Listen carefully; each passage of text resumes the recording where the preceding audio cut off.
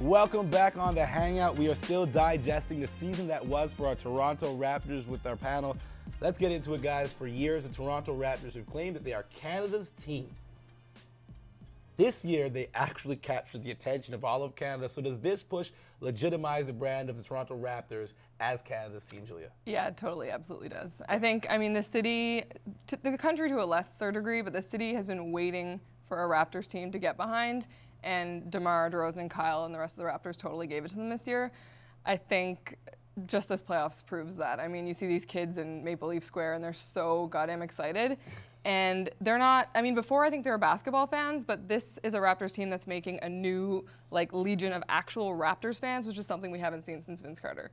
You don't have to raise your hand on this. Sure, I know. I don't even know why I did that. No, I agree. The whole marketing, the We the North was amazing. That obviously was a great marketing tool. My suggestion, please, next time we go to playoffs, because we will go back, let's not tell the other team to go themselves. Yeah. Let's win the game first. How about before tip-off? Hey, you know what? After tip-off. But that was great. It got everyone riled up. It was a rallying cry in a certain That's sense. what probably got everybody riled up, including all of New York. And we weren't allowed to go there. But there's no such thing as bad publicity when it comes to the Raptors either, right? That's something that goes. Yeah, come on, dude. You could say blank the Nets, right? That's now you're saying, blank the team. But when you say blank Brooklyn, that's an entire borough. Okay, Dan, broadcaster, your perspective. Let me put this to a different perspective. Are they Canada's team in basketball? 100%. Toronto loves this team. But you know what? I think the Raptors captured the imagination of the entire NBA, and a lot of Americans are seeing something for the first time.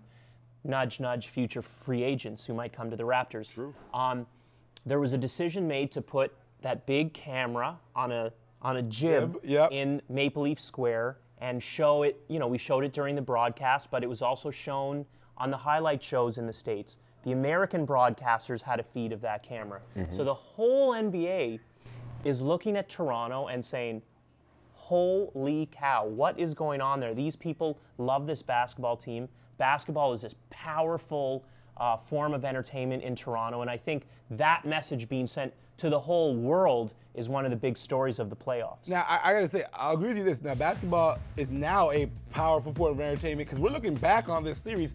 Let's take a look at some of the numbers that you and your crew drew along with the Toronto Raptors during the broadcast season.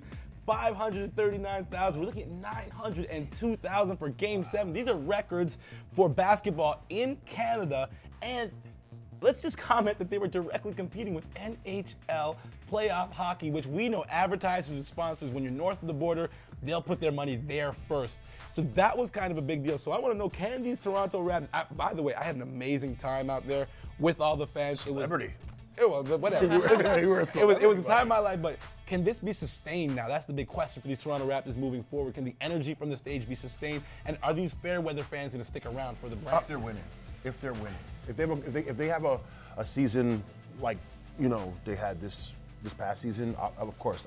As long as, and I think we're heading in the right direction, in terms of building a core group of guys. And I think this city's ready to get behind this core group. That's what I saw. This is the first time I've ever seen people.